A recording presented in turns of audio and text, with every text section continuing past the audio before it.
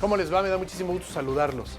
Hoy vamos a hablar de un tema muy importante para todos como ciudadanos en estas sociedades complejas, muy grandes, donde nos vemos enfrentados muchas veces a la administración, a los servicios, a lo que hace el gobierno con nosotros. ¿Qué hacemos cuando tenemos un problema? ¿Qué hacemos cuando necesitamos reclamar, cuando necesitamos denunciar que algo no está funcionando bien? Bueno, existe toda una esfera de justicia llamada la justicia contenciosa administrativa. Vamos a hablar de este interesante tema. Bienvenidos.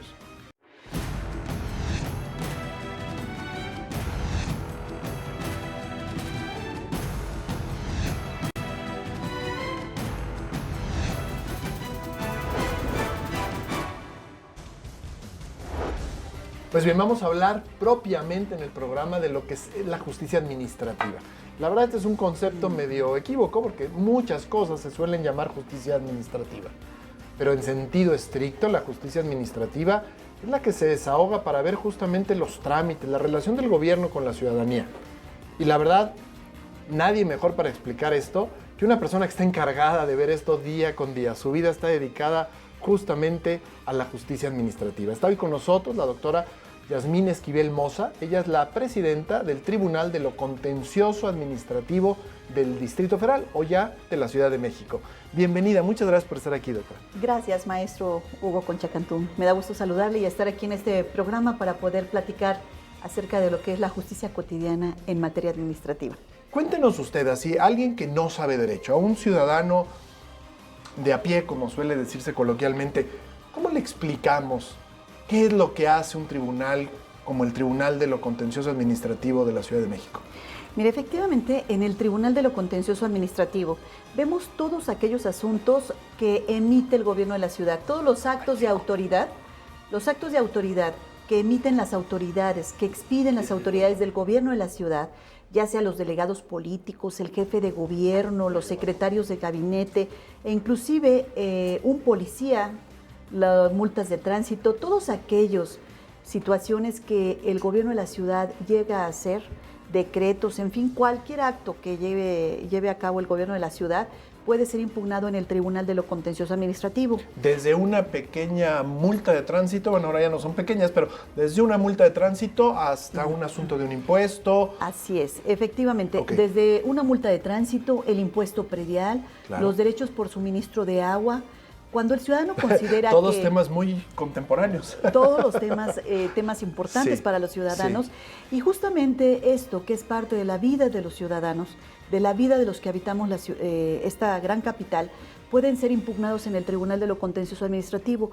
Cuando el ciudadano considera que esa boleta de tránsito, que ese impuesto predial, que ese documento por el derecho de servicio de agua no es correcto, que está mal expedido, que no es lo que él debe de pagar, puede acudir con nosotros al contencioso administrativo para solicitar la nulidad de ese documento. ¿Y qué hace el tribunal?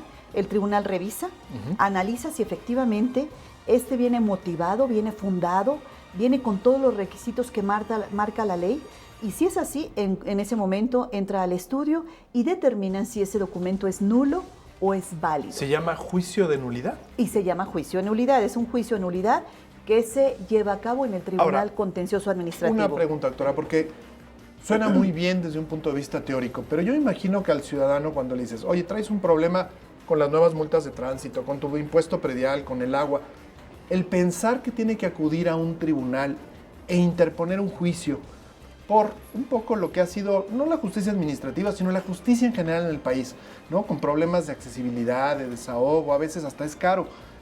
¿No detiene, no inhibe al ciudadano? Es decir, ¿qué pasa? ¿Un ciudadano necesita un abogado para poder hacer esto?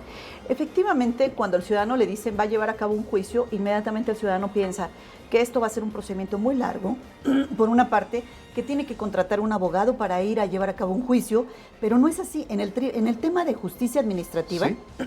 En el tema de justicia administrativa, nosotros tenemos una defensoría jurídica gratuita.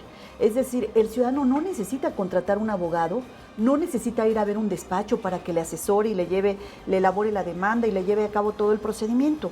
El ciudadano lo que requiere es ir con su documento, acudir al contencioso administrativo y solicitar la nulidad de ese documento y decirnos cuáles son las razones por las cuales considera que ese documento debe ser nulo.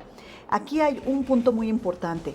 El ciudadano tiene 15 días hábiles para poder demandar al gobierno de la ciudad la nulidad de ese acto que está llevando a cabo el gobierno de la ciudad y que es un acto injusto, que es un acto ilegal, que es un acto que no está bien elaborado. Tiene solo 15 días hábiles.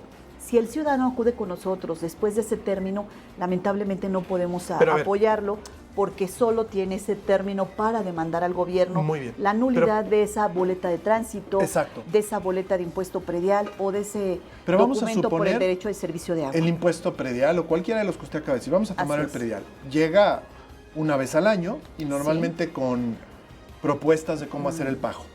Vamos a suponer que esta boleta ha llegado durante 2 años y el ciudadano resignado la ha pagado. Y el tercero se entera de la existencia del tribunal y dice, la voy a impugnar.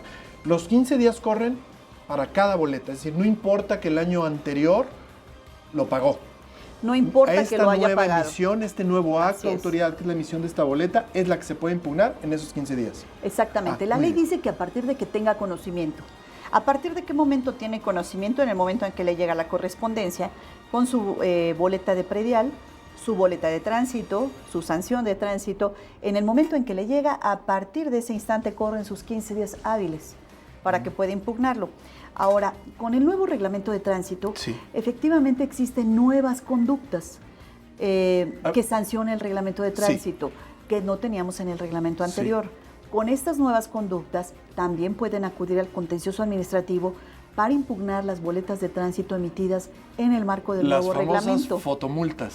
Las famosas fotomultas. Exacto. Y también las anteriores, las del cinemómetro, del cinemómetro, que es los aparatos que están colocados en el segundo piso. Estos aparatos también tienen, que seguramente a algunos ciudadanos les ha llegado estas boletas. ¿Esas no son de fotografía? Esas sí son de fotografía, pero no son de las conductas del nuevo reglamento. Estas ya vienen con reglamentos anteriores. El tema del exceso de velocidad en segundo piso. En segundo piso. Esos ya vienen desde antes. Sí, pero se ve que en septiembre, octubre empezaron a poner todas para el nuevo reglamento y empezó un multerío. Efectivamente, estas nuevas conductas que prevé el reglamento, que le han llamado fotomultas, son aquellas cuando se pisa el área de los peatones, la cebra, que es el área donde puede transitar los peatones. Algunos cruceros, no todos, tienen estas cámaras que sacan la fotografía cuando el vehículo está pisando la cebra. Así es. También pueden ser impugnadas en el contencioso administrativo. Entiendo que también ahora hay unos aparatos, creo que son cámaras también, que verifican si no trae uno nada en la mano, particularmente el teléfono o algo. Efectivamente, el nuevo reglamento de tránsito dice que ningún dispositivo distraiga al conductor, ni celular, ni GPS, ni textear, pueden ir haciendo mientras el vehículo esté en movimiento. Claro. Mientras el vehículo esté en movimiento no pueden llevar a cabo ese tipo de actividades el ciudadano. Ahora, para evitar los accidentes. Para no hacer esto únicamente una plática del reglamento de tránsito, que bien quizá habría que hacerlo, pero yo le preguntaría, existe este tribunal, qué bueno que existe y qué bueno además que se conozca más. Y tiene un servicio de defensoría, asistencia gratuito. Así es. Está maravilloso. Una vez que ya con la asistencia que se tiene ahí se interpone este juicio, ¿qué pasa dentro del tribunal? ¿Cómo funciona? ¿Cuántos magistrados hay? ¿Cómo se distribuye el trabajo? Cuéntenos un poquito ya del trabajo del tribunal, magistrado. Sí. Cuando llega el ciudadano con nosotros, el primer contacto que tiene con el tribunal es la defensoría jurídica gratuita. Sí. Este contacto le asesora a un abogado y le dice cuáles son los documentos que debe traer para que pueda llevar a cabo su juicio. Muy bien. El abogado le elabora la demanda. El mismo abogado que le asignamos en el tribunal ingresa la demanda en oficialía de partes. En oficialía de partes le es asignada a uno de los 15 magistrados de salas ordinarias. 15 magistrados. 15 magistrados. ¿En cuántas salas? En 5 salas ordinarias, 5 salas. 15 magistrados. Muy bien. Se le asigna a un magistrado. Ese magistrado analiza la demanda, la admite, abre un procedimiento de pruebas, lleva a cabo la audiencia, cierra la instrucción y emite la sentencia. Muy bien. Todo este proceso en un juicio, por ejemplo, de multa de tránsito, está tardando un promedio de 2 meses. En 2 meses el ciudadano tiene su sentencia en donde se anula esa multa de tránsito que vino a impugnar y se le ordena a la tesorería la devolución de su dinero. La devolución de su dinero. ¿El ciudadano cuántas veces debe acudir, por ejemplo, en una multa de tránsito? Únicamente 2 ocasiones, cuando va a presentar su demanda y en el momento en que llega a notificarse de su sentencia, cuando ésta ya se emitió. Es decir, y son 2 meses para que le devuelvan su dinero y sobre todo algo muy importante, que le devuelvan y le restituyan los puntos que le han quitado en su licencia. Anteriormente, con el reglamento anterior, había algunos ciudadanos que preferían pagar y no llevar a cabo el juicio en el contencioso administrativo, pero ahora con este nuevo reglamento que prevé también la sanción de la disminución de puntos. En realidad son 2 sanciones. En realidad son 2 sanciones. La sanción pecuniaria y la que va contra la licencia, los puntos, ¿no? Y lo que le interesa al ciudadano es no perder su licencia y por lo tanto no tener puntos negativos. A los 12 puntos de sanciones que tenga el ciudadano en 12 puntos, en ese momento ya no tiene derecho a tener su licencia. Una multa ordinaria por exceso de velocidad. Entiendo que cada multa es diferente, pero una de exceso de velocidad. Cada multa efectivamente son diferentes cantidades, lo que es la sanción, por una parte la cantidad que debe de pagar como sanción, y los puntos van de 1 a 6 puntos. Hasta 6 puntos. Hasta 6 puntos. Es decir, inclusive en 2 conductas puede perder la licencia. 2 conductas que puedan generar la disminución de 6 puntos. Ahora, maestra o presidenta, un tema. ¿Se dan abasto? Es decir, la Ciudad de México es tan grande que 15 magistrados, nada más, si solo resolvieran además agua, predial y tránsito, ya me parecen demasiadas cosas. Y sé que además hay más asuntos. ¿Se dan abasto?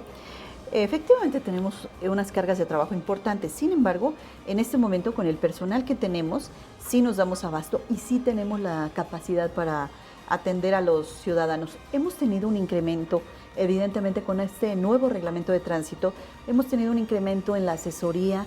Las personas hablan por teléfono para preguntar si pueden llevar el bolso, desde si pueden llevar el bolso con ellos, si lo pueden llevar enfrente del bolso, si lo tienen que llevar al lado. Por seguridad, algunas damas lo pueden traer en otro sitio. Y todo eso, todas esas dudas que los ciudadanos tienen, hablan por teléfono al contencioso para preguntar si pueden usar el GPS cuando esté en circulación o hasta que estén en algún semáforo. En fin, una serie de dudas que tienen y nosotros estamos atendiendo permanentemente. También le comento que en el tribunal existe un módulo de la Secretaría de Seguridad Pública. ¿Por qué se instaló este módulo de la Secretaría de Seguridad Pública?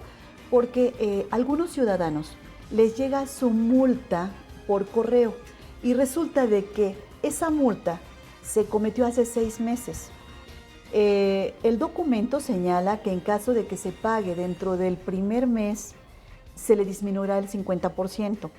El ciudadano, para que tenga derecho a esa disminución del 50%, tiene que obtener de la Secretaría de Seguridad Pública una línea de captura para tener derecho al 50%. Claro.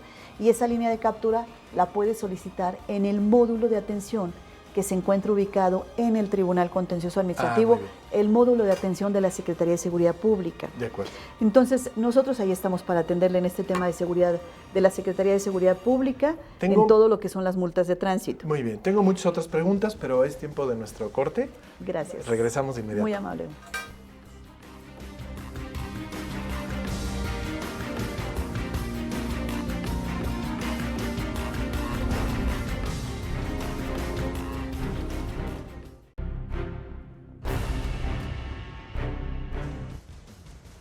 Bien, estamos de regreso en nuestro programa Derechos en Pugna. Estamos platicando de la justicia administrativa, en el honor de tener aquí a la presidenta del Tribunal de lo Contencioso Administrativo del Distrito Federal, la doctora Esquivel Moza, y está también con nosotros el doctor Daniel Márquez, investigador del Instituto de Investigaciones Jurídicas. Gracias, Daniel. Muchas gracias por la invitación. ¿Tú cómo ves, Daniel, cómo ha funcionado, cuál ha sido, digamos, el alcance o el impacto de una institución como la que preside la doctora en la Ciudad de México? Creo que el impacto ha sido en principio de trascendencia desde la década de los 70, cuando este tribunal empieza a funcionar. Ha generado una serie de mecanismos y herramientas para que el ciudadano pueda ejercer sus derechos a plenitud y pueda enfrentar de alguna forma el abuso de autoridad de parte de los órganos administrativos del Distrito Federal. Creo que en ese aspecto coincido, hace falta mucha difusión, porque los juicios están en el orden de los 400, 800 mil más o menos anuales. Y un problema que hay es que tenemos una ciudad de 8 millones de habitantes aproximadamente, donde quizás el nivel más fuerte de interacciones del ciudadano con el poder es precisamente con órganos administrativos.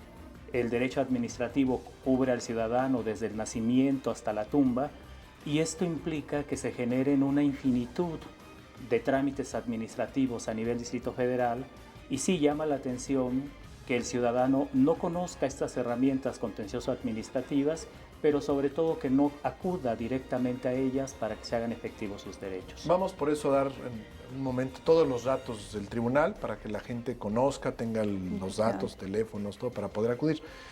Doctora, ¿cómo ha afectado la reciente reforma? Ya no vamos a ser Distrito Federal, vamos a ser Ciudad de México. ¿Cómo ha afectado, cómo va a afectar el funcionamiento del Tribunal de lo Contencioso Administrativo? Dice que efectivamente, maestro Hugo Concha, tenemos en el contencioso administrativo, van a incidir dos grandes reformas constitucionales. En el mes de mayo del 2015 se publicó una reforma constitucional en materia del Sistema Nacional Anticorrupción.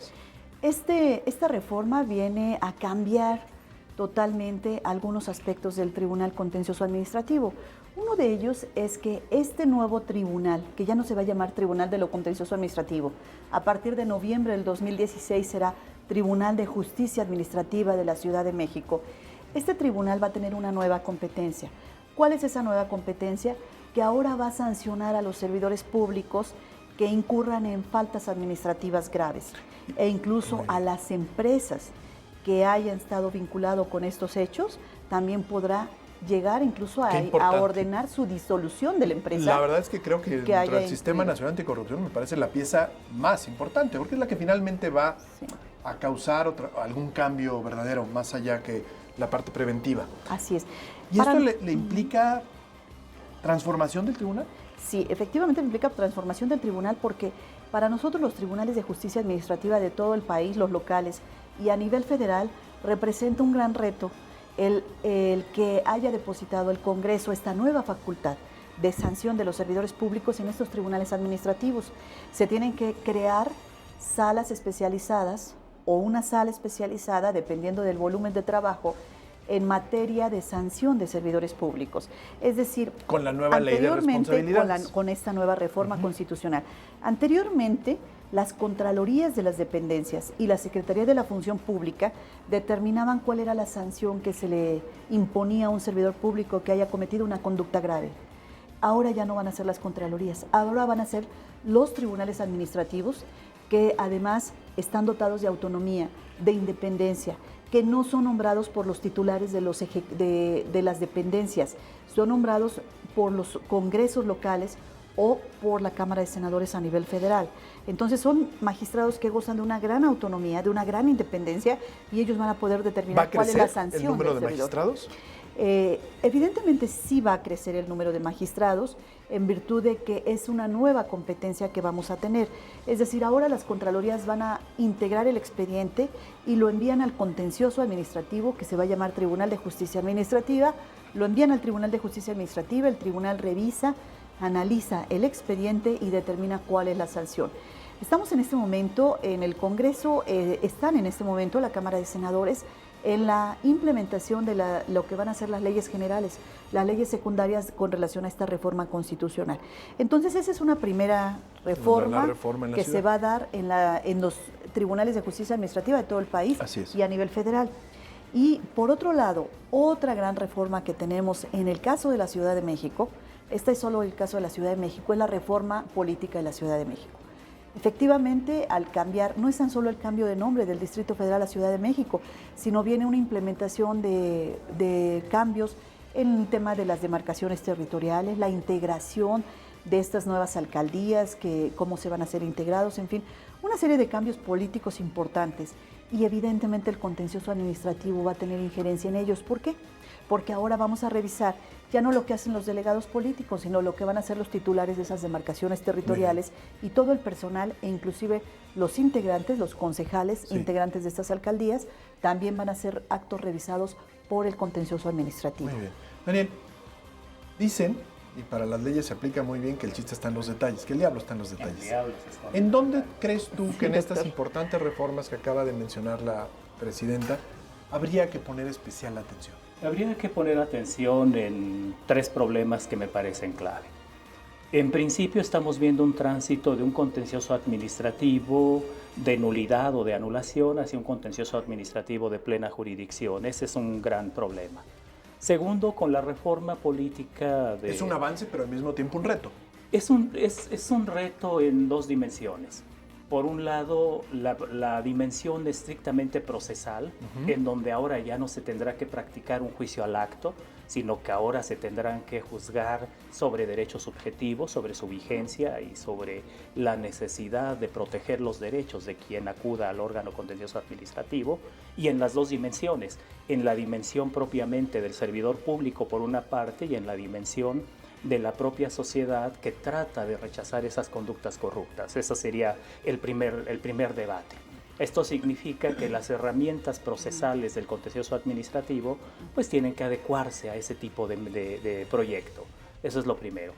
Lo segundo, la reforma en materia de responsabilidad patrimonial del Estado en 2006 ya había planteado un reto muy fuerte para el contencioso administrativo en general, sobre todo a nivel federal. Los habían transformado en juez y parte, o sea, en personas que tenían por un lado que juzgar las controversias en las que se involucrara la administración pública federal y por el otro lado tener que decidir sobre la responsabilidad patrimonial del propio Estado.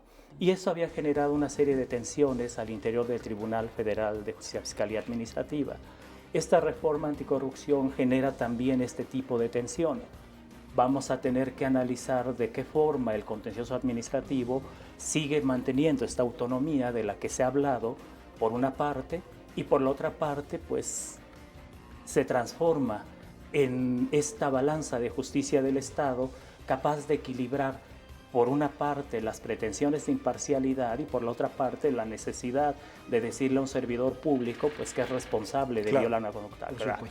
Y algo que nos falta rescatar es precisamente el derecho humano a la buena administración pública como eje precisamente del actuar de todos los servidores públicos del país. Daniel, muy bien.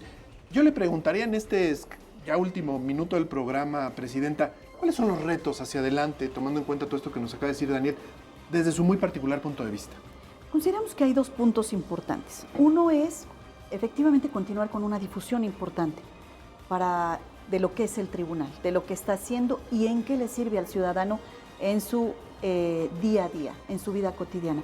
Como mencionó el doctor Márquez, efectivamente el derecho administrativo, desde que nace, desde que se emite un acta de nacimiento, ya empieza a tener actos jurídicos en materia administrativa. Muy bien. Segundo, además de difundir lo que hace el tribunal y poder tener la defensa de los derechos humanos en materia administrativa, como lo mencionó el doctor, me parece que otro reto importante es vigilar la autonomía y la independencia del juzgador. Fundamental. Es fundamental que el juzgador no tenga ninguna injerencia externa para poder resolver a conciencia, a verdad sabida y de acuerdo a lo que existen autos y lo que la ley le obliga, sin interferencia de ninguna otra especie. Perfecto. Esa autonomía e independencia creo que es fundamental para que el juzgador pueda llevar a cabo una resolución que realmente llegue a una cuestión absolutamente justa y legal. Muy bien, muchísimas gracias, Presidenta. Muchísimas gracias por la invitación. Muchas gracias. Gracias. La verdad, el programa se va muy rápido. Les voy a hacer ahorita que terminemos una propuesta para que continuemos con los temas, porque los temas, la verdad, es que son de enorme interés para la protección de derechos. Yo a ustedes les doy un agradecimiento muy profundo por su atención. Los espero próximo miércoles 23:30 horas. Gracias.